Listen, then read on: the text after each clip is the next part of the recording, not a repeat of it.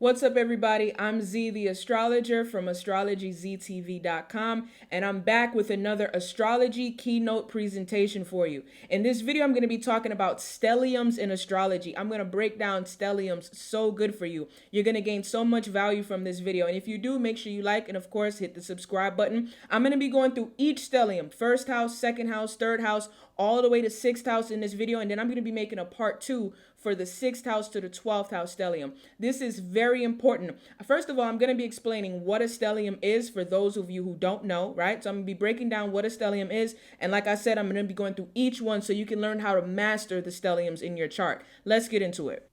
Stelliums in astrology. So what is a stellium, right? What is this stellium thing? A stellium is a grouping of 4 or more placements in one sign/house. If you're actually looking at the screen here, you can actually see my chart. And if you're looking at the chart, I have a second house stellium, I have a 9th house stellium, and a 10th house stellium. I would also consider 3 placements a stellium, right? But some astrologers are different. Some astrologers, they only consider 4 placements a stellium. I consider 3 placements a stellium as well. And this is actually using the whole sign system. When I use the Placidus system, I have an 8th house stellium as well, and I have a 1st house stellium. So this is how it works. What you have to do is you have to pull up your chart and you have to figure out where do you have a stellium if you have one at all. Some people don't have stelliums, and that's okay. But for the people that do, you have to look at a concentration of energy. And this is so important because a stellium is showing you that there's concentration there. There's emphasis there. And wherever there's emphasis, that means that there's something important happening there, right? So that's all you have to do is pull up your chart and see where there's a grouping of 3 or 4 or more placements in one sign or house. All right, let's begin. First house stellium. Let's get into it.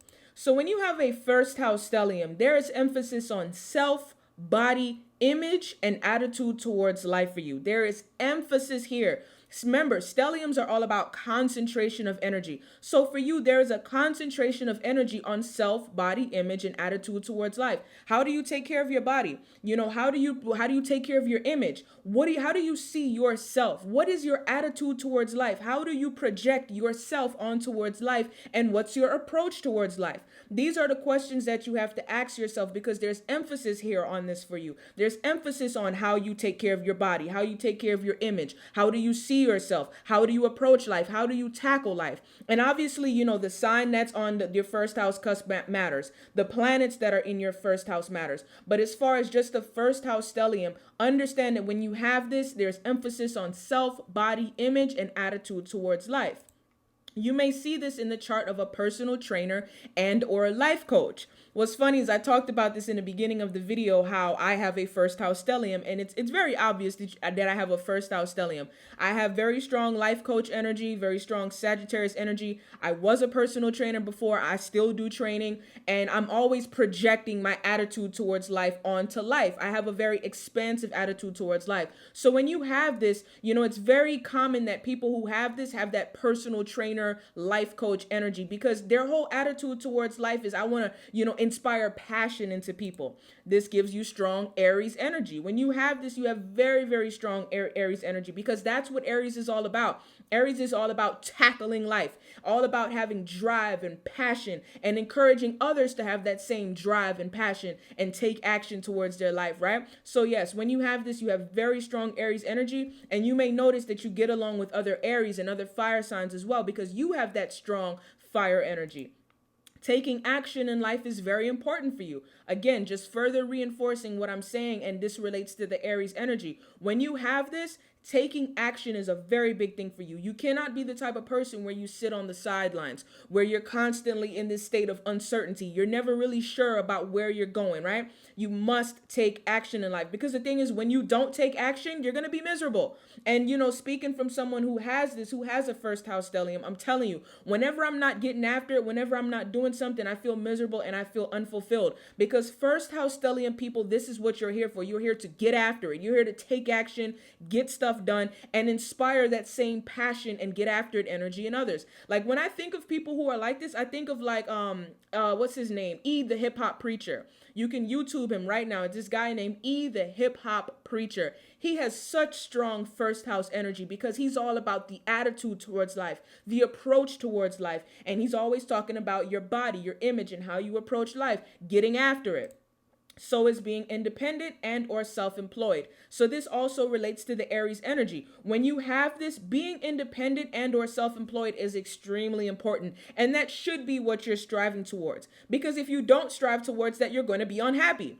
Having a first house stellium, there is concentration on independence, taking action, and being self-employed. So the way you master this first house stellium is you have to live your life in that way, trying to be independent, trying to be self-employed. That's the whole reason why I run so many businesses, is because I'm obsessed with being self-employed. I'm obsessed with being independent, right? And you have to be obsessed the same way if you have a first house stellium. You must take care of your body. That's my last and final point as far as the first house stellium. You must take care of your body. Like I said, remember in the beginning, the first house is all about self, body, and image. So you have to put emphasis on that. Take care of your body. You must exercise, do your stretching, all the things that are going to take care of your body and extend your life and improve your health. You have to make that a priority. If you don't make your health and taking care of your body a priority, you're doing yourself a disservice. First house stellium, that's very important. Second house stellium, let's get into it. So when you have a second house stellium, there is emphasis on self-esteem and making money for you. This is a big deal, and I can talk about this because I have this. Nobody knows this better than me. I actually have a second house stellium, right? So when you have this, the second house is all about, like I said, self-esteem, making money. So what do you mean self-esteem and making money? What this means is you need to be figuring out, okay, what improves my self-esteem? What hurts my self-esteem? How do I make money? How do I get good at making money? What do I like to do to make money, right? So you have to factor in the sign that's on your second house cusp. You have to factor in planets that are in your second house. All of this has to be taken into account. But from a second house stellium perspective, again, remember, stelliums are emphasis. So when you have a second house stellium, there's emphasis on improving your self-esteem and making money. You have to make that a big part of your life. You may see this in the chart of a banker or someone that does tangible work. The second house, which goes to my next point, this gives you strong Taurus energy. Taurus rules the second house. Taurus is all about all things tangible and physical and material. You can touch it, you can feel it, you can smell it. So when people have second house stelliums, that's a big part of their lives. It's either they're directly involved with money in some kind of way, or the type of work that they do is tangible work. It's work that you can touch, it's work that you can feel. And a big part of their life is all of the things that they could touch, all of the things that they can feel. People with second house stelliums, they love pleasure, they love comfort, they love money, right? And that's how they live their life. That's where the emphasis is in their life. You must learn how to be good with money and know how to improve your self-esteem. So just further reinforcing what I was saying before is you must get good at get good with money. You cannot be lazy. You cannot be passive and apathetic towards money. You got to learn how to get after it, how to provide value to others and get paid for the value that you provide to others, and how to improve your self-esteem. You can do that through journaling. You can do that through, improving your appearance, right? All things involving taking care of your self-esteem and making money. And now understand what I was saying before. Don't be lazy and complacent, right? Because the downside to having a second house stellium and having very strong Taurus energy, sometimes you can get lazy. I had a client one time, she had a second house stellium and she kind of was just like, I don't really think about money too much. And I'm like, what? Like money is an important part of your life. You need to develop your ability to make money, provide value to others, and never get lazy, never get complacent, because you're doing yourself a disservice if you do so. Third house stellium. Let's get into it. So when you have a third house stellium, there is emphasis on certifications, trades, skills, and your local neighborhood in your life. The third house is all about certification, trades, skills, again, local neighborhood, and many other different things. But as I'm going to continue on, I'm going to explain a little bit more. But whenever you see people with very strong third house energy, third house stellium, a concentration in that third house, there is complete emphasis on certifications, trades, and skills in their lives. These are the type of people that say, you know what? I'm good on college. I want to get a skill. I want to get a trade. I want to become certified in something.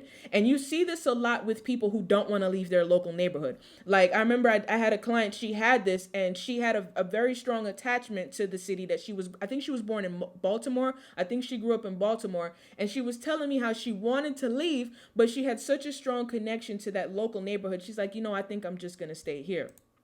You may see this in the chart of a writer or someone that does skilled work that didn't involve college. So further reinforcing what I was saying, remember the third house is ruled by what? Gemini, right? Gemini is all about being a writer, being a learner, being a communicator, being someone who accumulates knowledge and information. So when people have third house stelliums, it's almost guaranteed that at some point they become a writer, or they're the type of person where they're just always learning and accumulating knowledge and information. These are the type of people where it's like, how do you know this? Like, how do you know all of this stuff? It's like they're just information and knowledge machines, and they're more drawn towards skilled work that doesn't involve college. They don't really like college. These are the type of people that I like self-study. I like to read and teach myself things. I don't want to go to some university and have to learn that the way they want me to learn.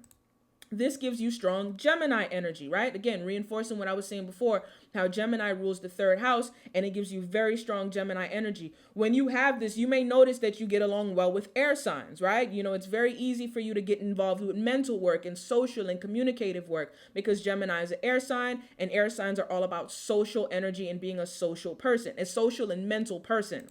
You must learn how to develop your mental skills further. Always. This is not a debate. You must always be developing your mental skills and developing new skills that don't involve college. Always. This is how you master your third house stellium. You master your third house stellium by always developing more skills and using those skills to make money, using those skills to further your life in so many different ways.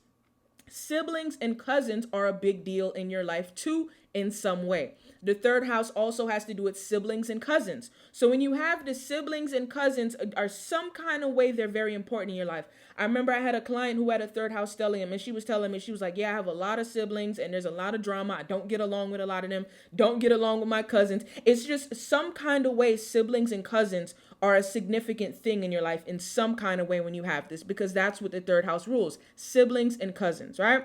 Fourth house stellium. Let's get into the fourth house stellium if you have this. So when you have a fourth house stellium, there's emphasis on home, family, and mother in your life. That's what the fourth house rules. The fourth house rules home, family, and mother.